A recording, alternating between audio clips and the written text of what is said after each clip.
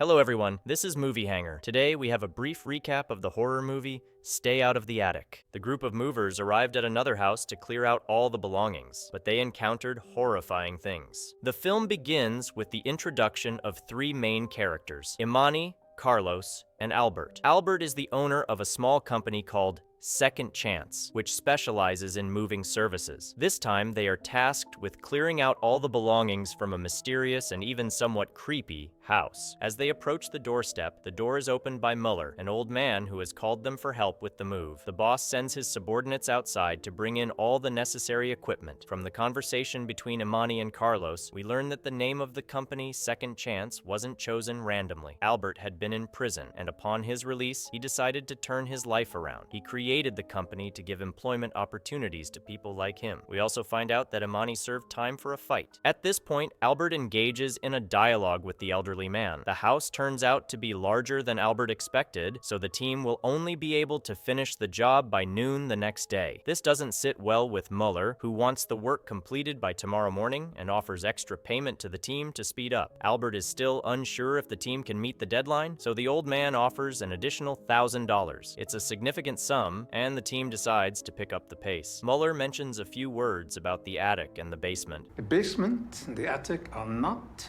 your concern. Carlos notices the lack of signal in the house. I got no signal. It's a very old house, constructed mainly of stone and brick. Yeah, makes sense, I guess. The team gets to work unloading the house, while the old man closely watches their progress. Carlos struggles to maneuver a sofa through a narrow doorway, What's the protocol for when a doorway's being a tight little butthole? and Albert teaches him a life hack that will help him later in the plot. During an evening break, the colleagues converse. Carlos notices a strange tattoo peeking out from under Albert's sleeve and questions him about it. Is that what I think it is? So you a skinhead? I was. I needed protection in jail. I don't practice or believe in the Brotherhood's hate anymore. Carlos is scared by Albert's tattoo and wants to leave, but Imani reassures him, expressing her trust in Albert and diffusing the tension. Carlos then admits that he's not clean himself. He used to sell bad things and ended up using them, which led to him losing custody of his daughter, for whose college he was earning money. You gotta be 100 with me, though. Why are you so shitty?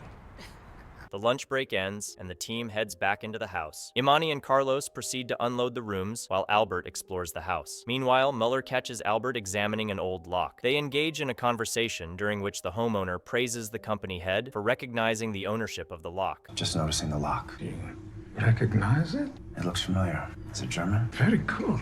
I am impressed. The lock features an ancient German emblem. Meanwhile, Imani and Carlos compete to see who can empty a room faster. To outpace Carlos, Imani starts dancing. While disassembling a crib, she hears strange noises coming from above. Carlos, on the other hand, is dismantling a bookshelf. He's greatly alarmed by books in German detailing various experiments on people and informs Albert about it. They examine the books together while Müller watches them from the basement. Albert is even more frightened by the contents of the books as he realizes what is written in them. The records belong to someone named Joseph Mengele. Calling for a team meeting, they discuss everything happening in the house. All these strange occurrences frighten them, but they still decide to finish the job, get paid, and leave as soon as possible. Continuing to unload the house, they come across a small chest, the contents of which shock them. Birth certificates. Twins. The old man observes their reaction, clearly displeased. Pressing a button, he seals off all the exits from the house, trapping the team, and then proceeds to unlock a cage containing some creature. They also show us the basement door, which bears a very interesting symbol. The team, frightened by the discovery in the chest, is once again startled by a noise from the attic. Since there's a children's room in the house but no children, Albert suspects that children might be trapped in the attic. What do you think is up there? Monsters. It's kids.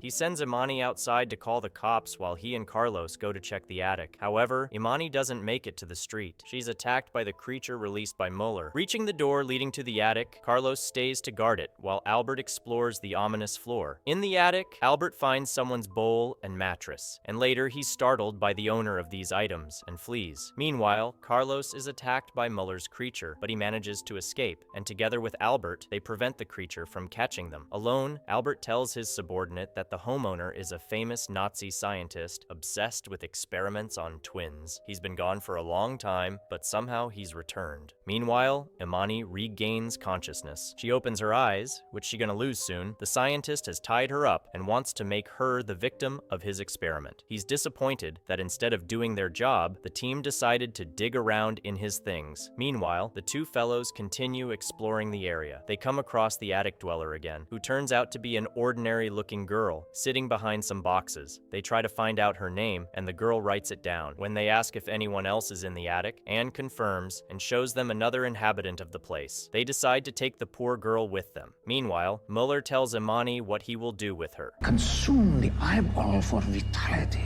But I found that the enzyme of the optic nerve, it must be injected in order to prolong life. And he does it. The scientist sneaks up on the group and threatens them with a gun. After a brief conversation, the scientist shoots Albert. Carlos removes his shirt, revealing his tattoos. Seeing the man's tattoos, Anne becomes disappointed in him and moves away from them, hiding in a box.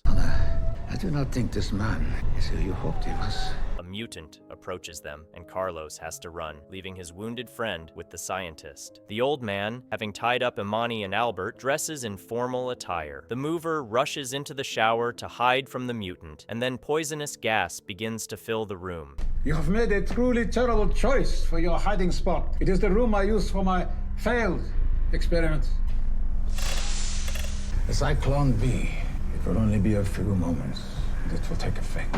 The captive remembers a life hack Boss taught him and removes the door from its hinges. Escaping, he helps Anne, who was attacked by the mutant and loses consciousness. Albert regains consciousness, somehow resurrected by the scientist. The old man says that Albert's tattoo is connected to the old man's views, so he wants to work together. The scientist also explains that he created a serum capable of sustaining life in the carrier. Imani intervenes in the conversation, and the old man reveals the truth about his tattoo to her. It turns out Albert got the tattoo long before prison. He wasn't just a participant, he was the leader of a brotherhood. Why is this man talking shit about you?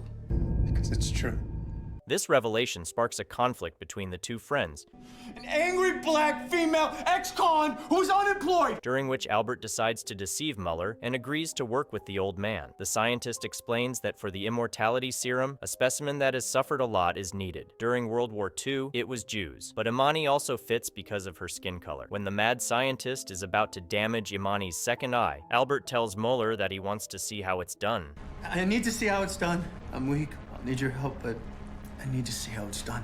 He manages to deceive Müller, and after Albert is freed, he attacks him, freeing Imani. Imani beats up the old man, and the pair, not finishing what they started, begin to talk. This plays into Müller's hands, and he gets up, turning on the camera and showing their severely wounded friend. However, upon seeing his mutant on another camera, showing no signs of life, Here's my baby! I created him! he runs after it. The couple unlocks the doors leading outside and are about to leave when they suddenly see on the cameras that Anne has attacked the doctor. They rush to her aid. Upon arrival, Albert escorts Anne and Imani outside while he stays inside and locks the door behind him. He drags the wounded Müller into the basement.